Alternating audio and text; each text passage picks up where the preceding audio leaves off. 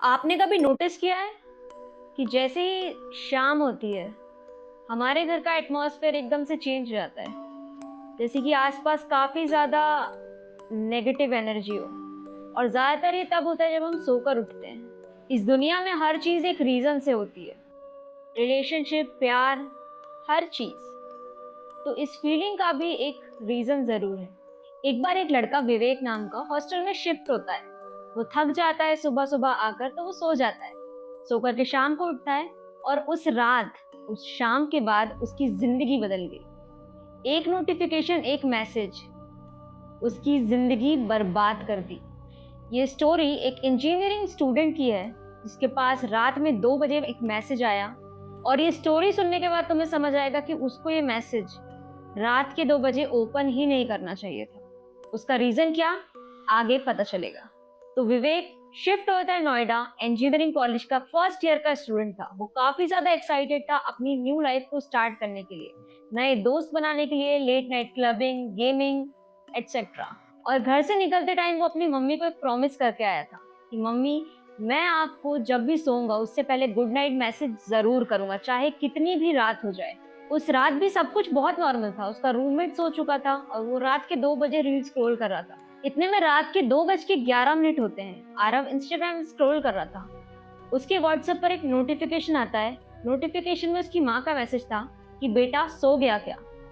वो थोड़ा सा कंफ्यूज हुआ कि माँ तो मेरी 11 या 12 बजे तक सो जाती है, आज ही मुझे 2 बजे क्यों मैसेज कर रही है। थोड़ी देर बाद विवेक उठता है वॉशरूम जाने के लिए। हॉस्टल का कॉमन वॉशरूम कॉरिडोर के एंड में था। रात के टाइम कॉरिडोर पास करके वॉशरूम जाना खुद ब खुद एक डरावना टास्क है। डिम लाइट, पानी की टपकने की आवाज और एग्जॉस्ट फैन की टिक टिक। विवेक वॉशरूम के अंदर जाता है और जैसे ही मिरर के सामने खड़ा होता है उसकी माँ का फिर से मैसेज आता है। उसके बॉडी में एकदम से करंट लग गया। उसके दिमाग में एक ही बात चली कि माँ को कैसे पता चला। फिर जैसे ही वो मिरर में देखता है, मिरर के कॉर्नर पर एक लड़का खड़ा होता है स्कूल यूनिफॉर्म में। वह लड़का पूरा भीगा होता है, उसका फेस नीचे था। विवेक थोड़ी देर के लिए डर जाता है। वो एकदम से पीछे मुड़ता है और देखता है कि वॉशरूम पूरा खाली है।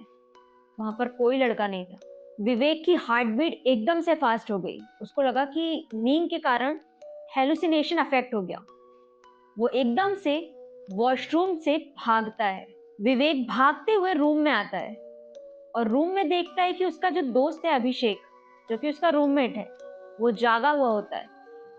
और अभिषेक सिर्फ एक बात बोलता है कि भाई तू भी देखा क्या। विवेक थोड़ी देर के लिए कंफ्यूज हो जाता है और वो ये कहता है कि क्या। फिर अभिषेक बोलता है भाई मैंने भी देखा, वो लड़का अभी भी वही था ना। विवेक उस बात को सुन के और भी ज्यादा डर जाता है।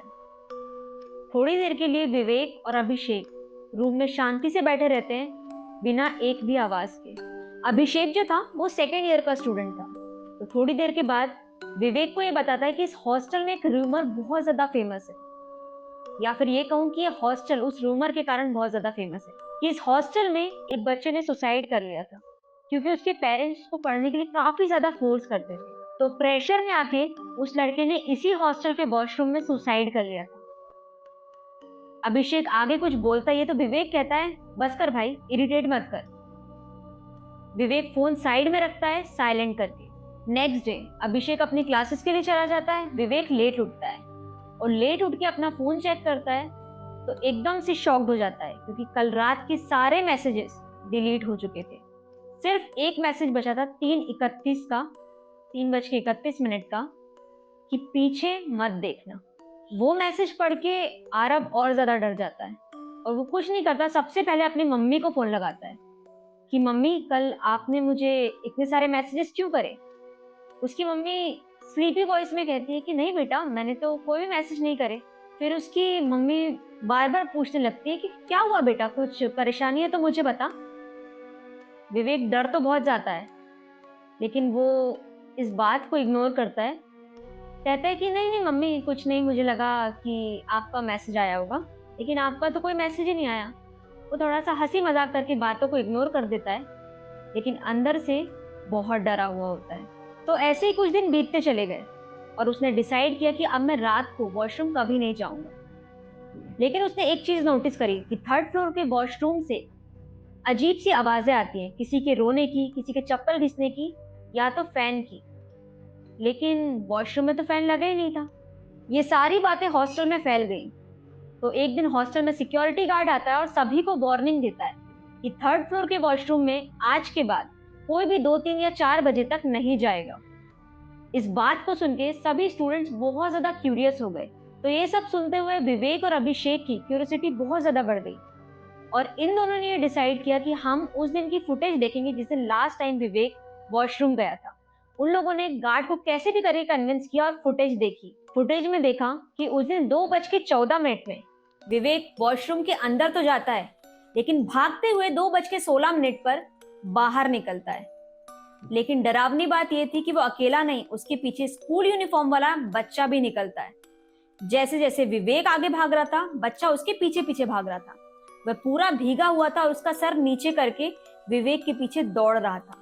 और सबसे डरावनी बात तो यह है कि विवेक जैसे ही बाहर निकला, उसने कैमरे की तरफ अजीब सी डरावनी स्माइल पास करी। फुटेज देखते साथ ही सिक्योरिटी गार्ड ने फुटेज बंद कर दी और डिलीट कर दी। उसके हाथ कांप रहे थे, रोंगटे खड़े हो गए थे और सिक्योरिटी गार्ड के मुंह से सिर्फ एक ही बात निकली कि ये फिर वापस आ गया।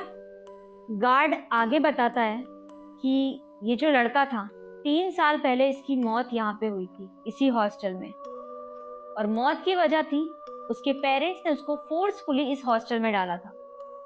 वो 12th क्लास का बच्चा प्रेशर और कंपैरिजन में आते आते एक दिन अपनी जान से हाथ धो बैठता है। लास्ट मैसेज उसने अपनी मम्मी को किया था कि मम्मी मुझे घर वापस आना है, मुझे यहाँ पर अच्छा नहीं लग रहा। उसकी मम्मी ने सीन तो कर लिया था, लेकिन वहां से कोई रिप्लाई नहीं आया। उस रात उस स्कूल के बच्चे कबीर की डेथ हो गई और उसका शव, मतलब उसका डेड बॉडी, नेक्स्ट डे मिला। इसलिए जो भी 2 से 2:30 के बीच में वॉशरूम जाता है, उसको अजीब अजीब नंबर से मैसेज आते हैं, कभी मम्मी के नंबर से, दोस्त के नंबर से, या फिर पापा के नंबर से। क्योंकि इन्वेस्टिगेशन में पता चला लास्ट मैसेज कुछ इन लोगों को ही करे थे और कबीर को उनमें से किसी ने भी रिप्लाई नहीं करा। और जो भी मैसेज तुमको आए थे विवेक, तुमने रिप्लाई किया, इसलिए तुम्हें कबीर दिखने लगा। फिर कुछ दिनों में सब कुछ बहुत नॉर्मल हो गया। लेकिन एक दिन विवेक की मम्मी हॉस्पिटल में एडमिट हुई। विवेक काफी ज्यादा टेंशन में था और वो ऑनलाइन था करीब 2:17 पे। उस टाइम एक कॉल आया जो कि उसकी मम्मी का कॉल था। वो ऑलरेडी टेंशन में था, वो पैनिक करके कॉल उठा लेता है और कहता है, हेलो मम्मी मम्मी।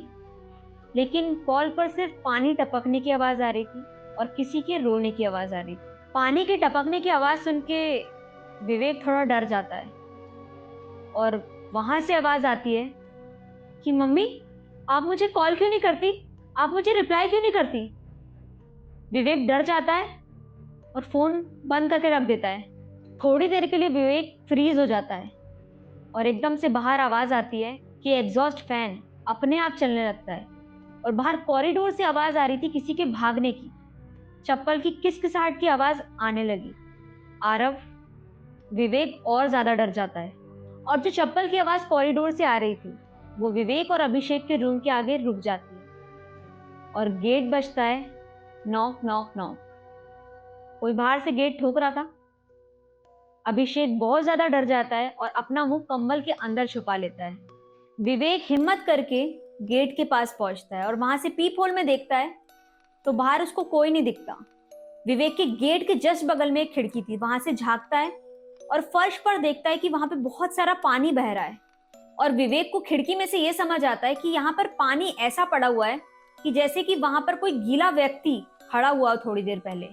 और इतने में विवेक के फोन पर एक लास्ट नोटिफिकेशन आता है कि पीछे मत देखना। ये नोटिफिकेशन पढ़ के एकदम से पीछे पलट जाता है। नेक्स्ट मॉर्निंग होती है। विवेक हॉस्टल के 3rd फ्लोर के वॉशरूम में अनकॉन्शियस मिलता है। वो जिंदा तो था, लेकिन कुछ बोलने की हिम्मत उसमें नहीं हो रही थी। उसका फ्रेंड अभिषेक और सिक्योरिटी गार्ड भाग करके इसको डॉक्टर के पास कंसल्ट करते हैं। डॉक्टर का सिर्फ ये कहना था कि इसको कुछ ट्रॉमा है, ट्रॉमा है, ट्रॉमा है। कोई भी इंसान वहां पर कुछ समझ नहीं पा रहा था। लेकिन आज भी 2:17 पे विवेक उठता है और बस ये बोलता है कि उसको बस रिप्लाई चाहिए होता है, और हर लैंग्वेज में, हर इमोशन में वो यही चीख रहा होता है, वो दर्द में कह रहा होता है कभी कि उसको बस रिप्लाई चाहिए था। तो दोस्तों, मुझे नहीं पता कि ये स्टोरी कितनी सच है कितनी झूठ है, लेकिन कभी तुम्हें भी रात के 2 बजे अननोन नंबर से मैसेज आए तो हर बार रिप्लाई मत करना, देखना समझना, इसके बाद ही रिप्लाई करना। स्टोरी अच्छी लगी हो तो चैनल को सब्सक्राइब करना। ये मेरी first video, I hope you will love it, और ऐसे ही प्यार देते रहें। Thank you so much for watching.